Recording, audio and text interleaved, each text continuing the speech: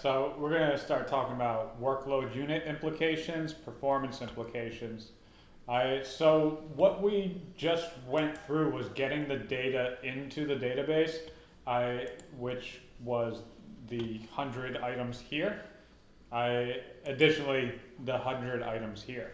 And in our logs, in our workload metrics, where we did that, we can see it right here. We've got a 54 unit consumption there. API is the majority of that. That's 50. Right? That's 50 workload units off of one run. So what that is the one run of getting that 100 item list of things into Bubble's legacy database structure. That is your normal view here. So how does that compare to your traditional? So well, we have that API at 50.07.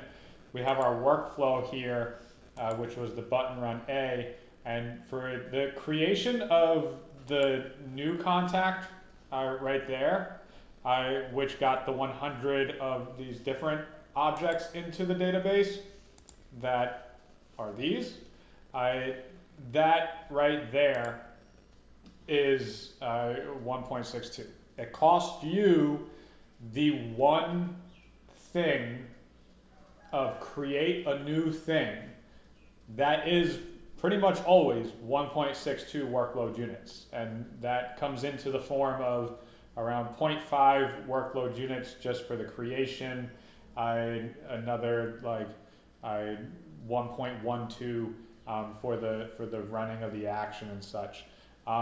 One thing to note, when you are running traditional Bubble workflow actions of like make changes to thing, if you say to it like make change to something and there's no changes to make, you actually get charged less. You get charged only 1.12 because Bubble's not actually making the changes. It doesn't run the action, but there obviously are those workload unit charges of 1.12 just to basically verify like, oh, like, yeah, we were supposed to verify, is it modified or not?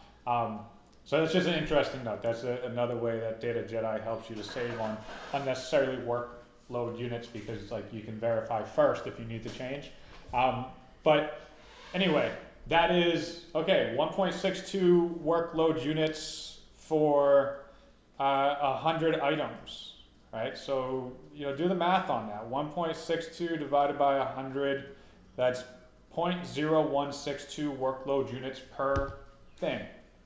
All right, cool. So the Data Jedi actual just, run this API call. I mean, that's not the data, it's the Bubble database, but what it's using is this Bubble API ready JSON from Data Jedi, because that in itself is workload unit optimized against like your traditional legacy approach to creating multiple things at once, which may and more than likely does incorporate scheduling backend workflows as recursive and things like that. So all of the workload units that go into scheduling the action, creating the thing, like essentially in the Data Jedi, even just with the use of the API to create the normal Bubble database types of things, you are still saving workload units compared to like the traditional way that people are doing things.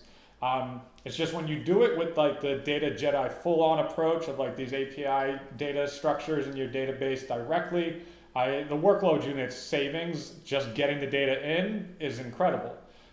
Because just here we got 0.75 plus the other 50.0 something, right? So let's just round it up for the sake of it. It's 51, right? So when you got 51 divided by 100, well, each one is 0.51. And so as a comparison of what is the other to that, right? Like you've got a difference of 0.51. It's like 3% of the cost, right? So just imagine, okay, the workload unit difference comparative to like the real legacy approach of creating multiple things of recursive backend workflows, or like a nifty approach to scheduling on a list, right? Like you can get creative and say, all right, well, let's schedule it on a list and feed a list in there that you can then find a way to manage to pass in some other values to create these things that way. And so, sure, that's probably more optimized than recursive backend workflows. So like in this thing, yeah, there's many different ways to skin a cat, right? Like you can get all these data values in there one way or another. It's just with any of those, like Data Jedi gets it in cheaper and faster. And also just with the added benefit of like, wow, so much more modular, right? And easy to maintain, like a data warehouse is incredible. So here, let's now take a look at what we're about to do. We're gonna get into the differences between the fetch, all right? So we've got the fetch Data Jedi here, and then we've got the fetch legacy here. And so in both of these, we're gonna preview it. We'll take a look at the network response and the important areas as it would be concerned, like how much time did it take to download it, and then also to how many characters were returned, and then looking at the workload unit implication of them.